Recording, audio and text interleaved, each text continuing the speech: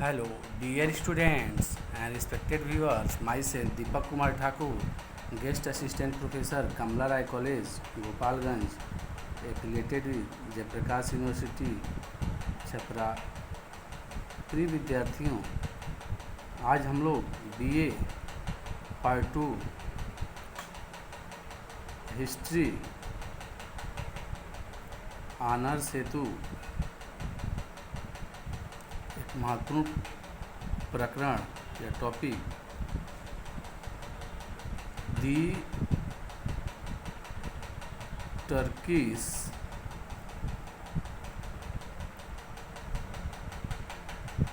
Invasion से संबंधित चर्चा को आगे बढ़ाएंगे, जिसका प्रारंभ हम लोगों ने किया है इस टॉपिक का। और इसमें हम लोग अभी तक विविध पक्षों को देखते हुए मोहम्मद गोरी के आक्रमण और भारत विजय से संबंधित सब टॉपिक पे आए हुए हैं। तो हम देखते हैं कि मोहम्मद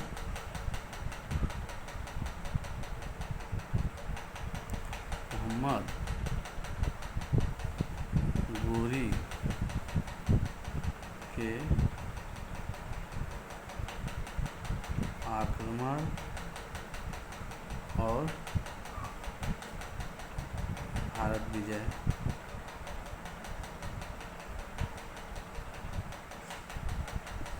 इस सब टॉपिक के माध्यम से हम लोग जो कक्षा है उसका विस्तार करेंगे। इसमें हम देखते हैं कि नेक्स्ट लेक्चर में हम लोगों ने मुल्तान और उच्च और निचले सिंध और जो पंजाब था, इस पर मोहम्मद गोरी के आक्रमण को हम लोगों ने देख लिया था।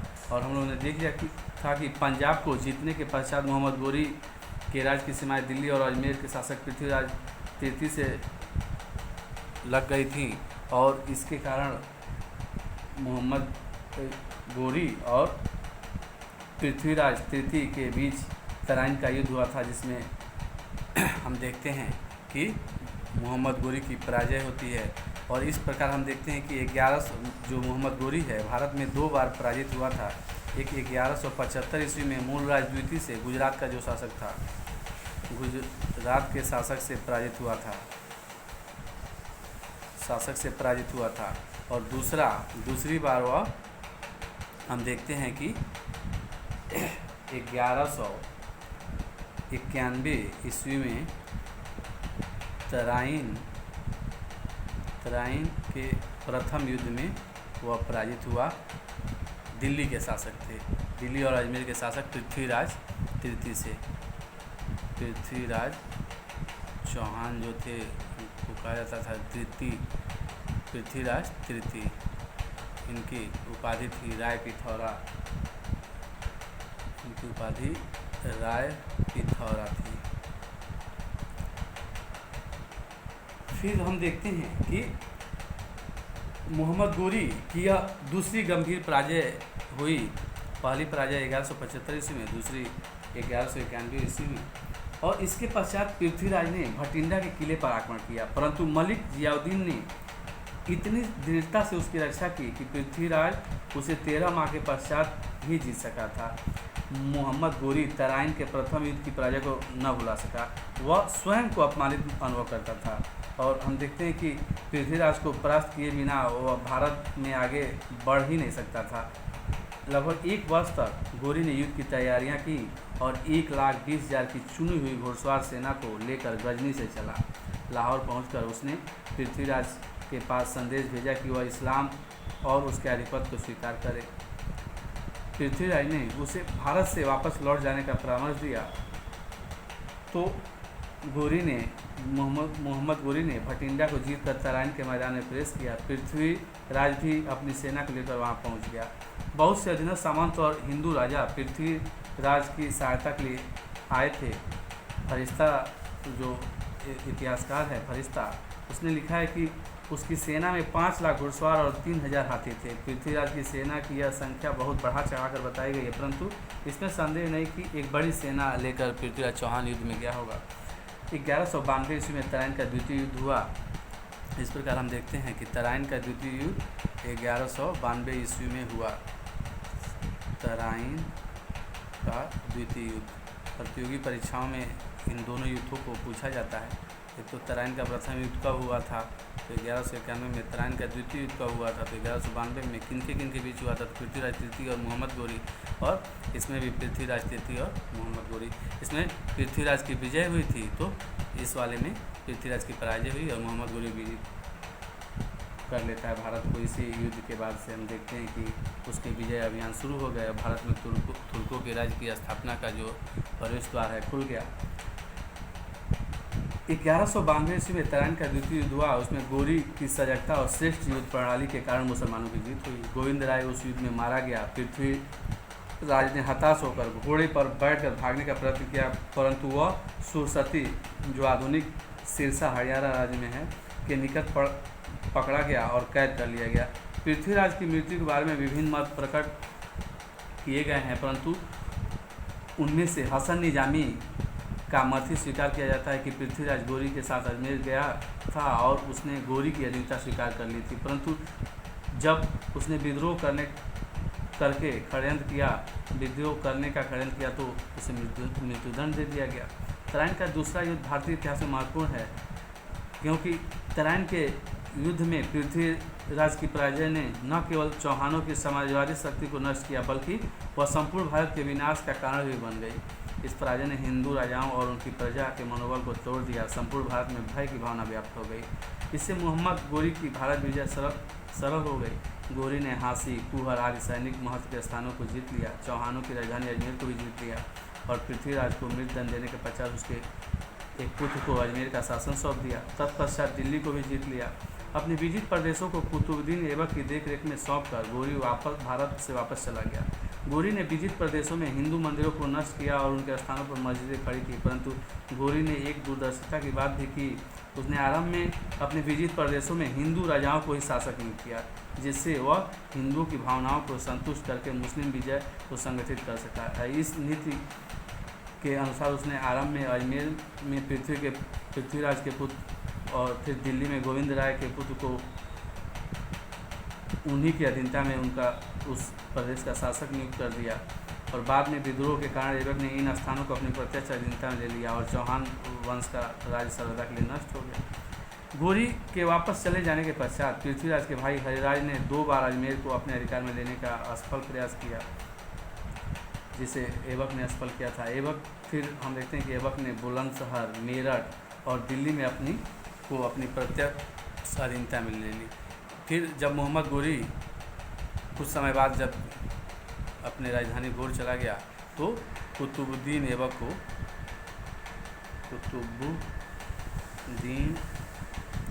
ऐबक के नेतृत्व में विजय अभियान करने के लिए वह छोड़ दिया। तो उसने दिल्ली, बुलंदशहर,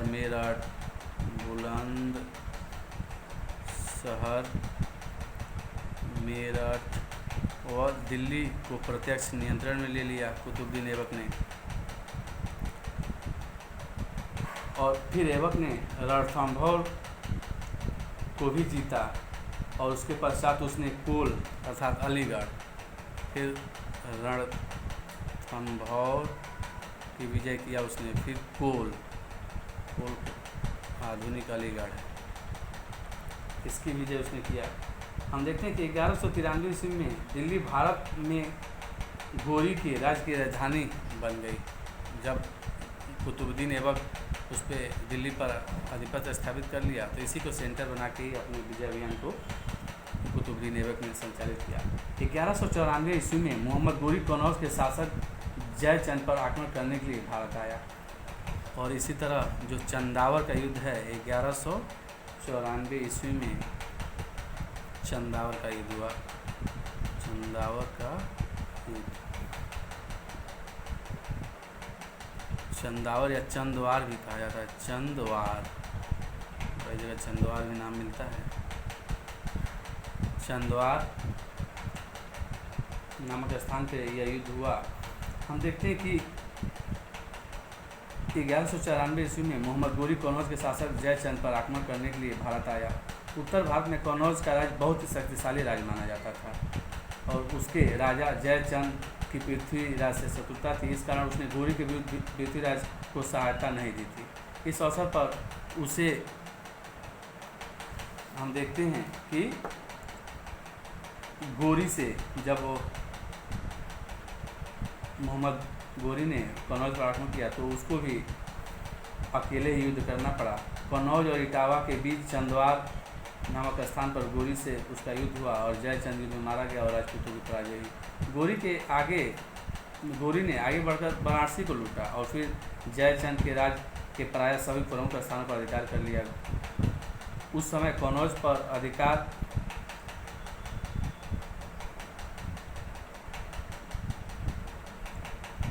प्रत्यक्ष रूप से गौरी का अधिकार नहीं हुआ था। उसके बाद हम देखते हैं कि मुस्लिम राज में फिर बाद में धीरे धीरे हम लोग गौरी ने जो कुतुबुद्दीन ऐबक था उसने अपने राज्य में इसको मिला लिया। इस प्रकार हम देखते हैं कि गौरी को इन बीजों से पर्याप्त भू क्षेत्र प्राप्त हुए और उत्तर भारत में उसका मुकाबला करने के लिए अन्य कोई शक्तिशाली राजा बाकी नहीं रहा और तुर्कों के लिए बिहार तथा बंगाल की विजय का मार्ग प्रशस्त हुआ। जयचंद को पराजित करने के पश्चात मोहम्मद गौरी भारत से वापस चला गया और विभिन्न प्रदेशों को संगठित करने का उत्तरदायित्व ऐबक पर छोड़ गया। गौरी के चले जाने के पश्चात विभिन्न स्थानों पर विद्रोह हुए क्योंकि राजपूत उस समय तक तुर्कों की अधीनता को स्वीकार करने के लिए तत्पर नहीं थे। वे सभी विद्रोह दबा दिए गए। अलीगढ़ के निकट हुए विद्रोह को ऐबक ने स्वयं दबाया था। अलीगढ़ में जो विद्रोह हुआ था उसको ऐबक ने स्वयं दबाया था। अजमेर में तीसरी बार भी विद्रोह हुआ और हरिराज ने अजमेर से पृथ्वीराज के पुत्र को बाहर निकाल दिया और एक बार फिर चौहानों की स्वतंत्रता के लिए प्रयत्न किया, परंतु ऐबक के विरुद्ध उसे सफलता नहीं मिल सकी और इसी के कारण हम देखते हैं कि वह आग में जलकर आत्महत्या कर लेता है हरिराज। ऐबक ने 1194 ईस्वी में अजमेर को जीत लिया। इस अवसर पर ऐबक ने हिंदू और जैन मंदिरों को नष्ट करके उनके अवशेषों से दिल्ली में कुव्वतुल इस्लाम नामक मस्जिद बनवाई। बाद में 1196 ईस्वी में अजमेर के संस्कृत विद्यालय के स्थान पर 2.5 दिन का झोपड़ा नामक एक विख्यात मस्जिद को भी बनवाना आरंभ किया, जिसे 1200 ईस्वी में उसने पूरा कर लिया। इस प्रकार हम दो निर्माणों को भी देखते हैं, कुव्वतुल इस्लाम मस्जिद और 2.5 दिन का झोपड़ा जो अजमेर में था तो कुव्वत इस्लाम मस्जिद दिल्ली में थी। इन दोनों का निर्माण कुतुबुद्दीन ऐबक ने करवाया। 1195 ईस्वी में गौरी पुनः भारत आया। इस बार उसने हम देखते हैं कि बयाना को जीता और ग्वालियर पर आक्रमण किया। ग्वालियर का किला अत्यंत सुदृढ़ था तथा 1195 ईस्वी में वह बयाना को जीत लिया और ग्वालियर पर आक्रमण किया। बयाना को जीता और फिर ग्वालियर पर आक्रमण किया। ग्वालियर पर आक्रमण कर दिया। ग्वालियर का किला अत्यंत दृढ़ था। इस कारण जब राजा सुलक्षण पाल ने गौरी की आधिपत्य को स्वीकार कर लिया तो गौरी ने उससे संधि कर ली और वापस चला गया, परंतु जाने से पहले वह बयाना के सूबेदार तुगरिल को ग्वालियर को जीतने का आदेश दे गया। बाद में 1.5 वर्ष के युद्ध के पश्चात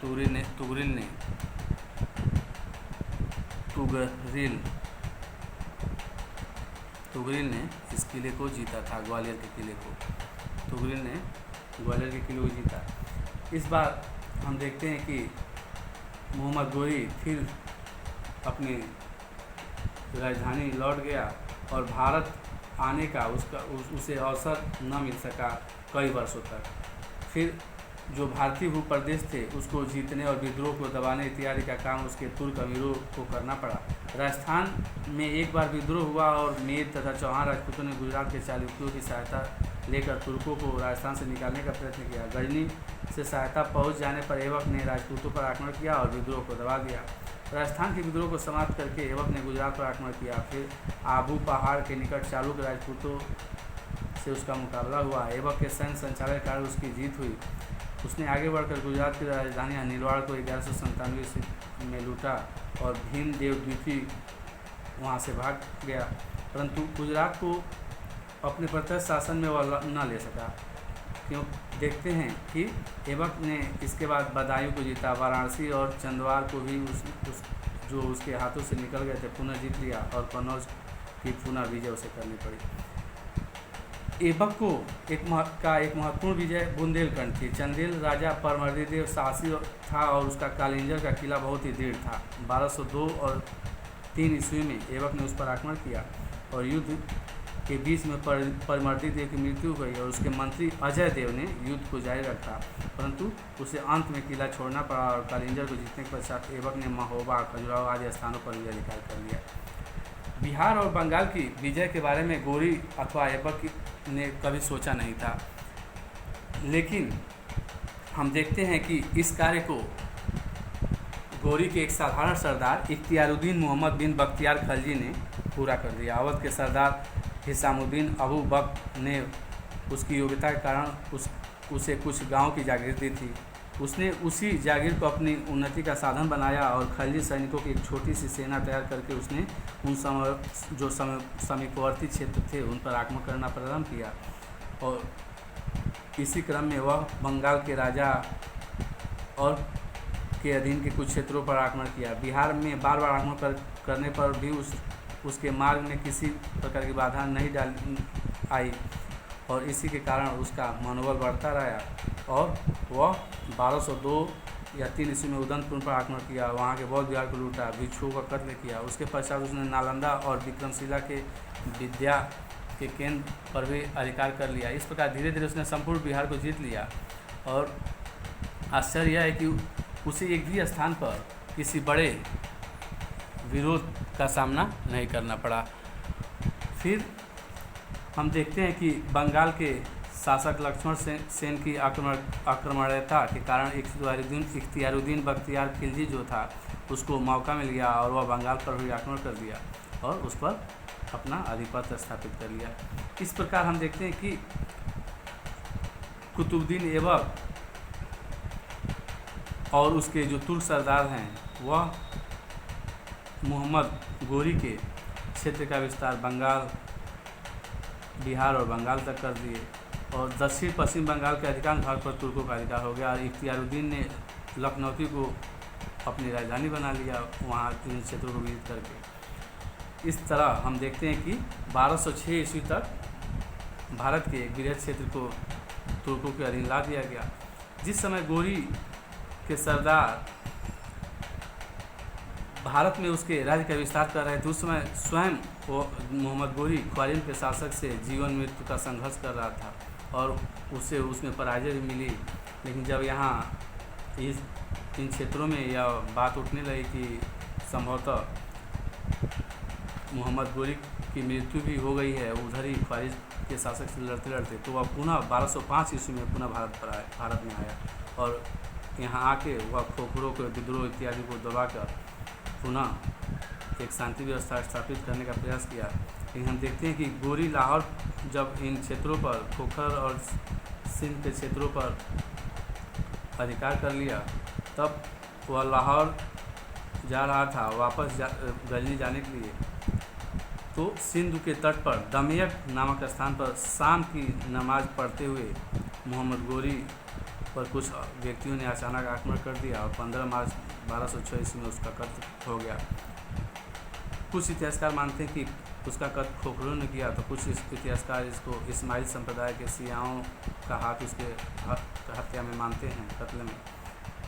संभवतः दोनों वर्गों के प्रयास से उसकी हत्या हुई और इस तरह मोहम्मद गोरी की हत्या के बाद उसको गजनी में ले जाकर दफना दिया गया और गोरी के कोई पुत्र न थे। उसकी मृत्यु के पश्चात उसका भतीजा महमूद उसका उत्तराधिकारी हुआ, लेकिन वास्तव में देखा जाए तो किरमान का सूबेदार ताजुद्दीन एल्दौज या इल्दिज, उच्च का सूबेदार नसरुद्दीन कुबाचा और दिल्ली का सूबेदार कुतुबुद्दीन ऐबक ही उसके उत्तराधिकारी थे। और इस प्रकार हम देखते हैं कि जो मोहम्मद गोरी का कार्य था भारत में वह पूरा हो गया। अब इसके बाद हम लोग मोहम्मद गोरी के चरित्र का मूल्यांकन करेंगे और उसके पश्चात हम लोग 11वीं और 12वीं सदी में तुर्क मुसलमानों के विरुद्ध हिंदू राजपूत राज्यों की राजाओं या राज्यों की पराजय क्या करते, इन सभी पक्षों पर चर्चा करेंगे और इसी के साथ चर्चा को समाप्त करते हैं। जय हिंद, जय भारत, धन्यवाद।